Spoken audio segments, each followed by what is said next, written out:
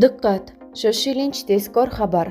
Taniqli xonanda, madaniyat vaziri Ozodbek Nazarbekov haqida shoshilinch xabarlar e'lon qilindi. Assalomu alaykum hurmatli tomoshabin. Tezkor yangiliklardan birinchilardan bo'lib xabardor bo'lishni istasangiz, videomiz ostida bir dona like va podpisatsiya tugmachasini bosib qo'yishni unutmang. Ozodbek Nazarbekov O'zbekistonning sirli dushmanlari haqida gapirdi.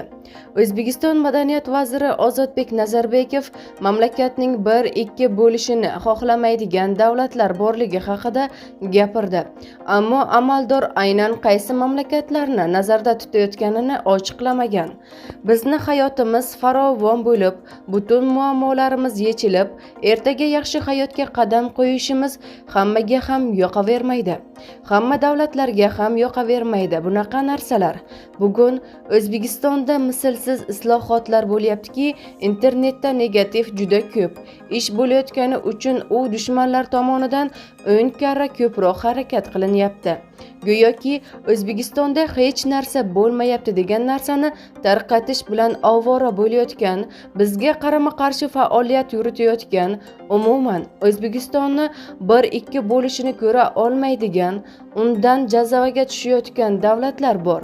Odamlar emas, davlatlar bor, deydi Nazarbekov bergan intervyusida.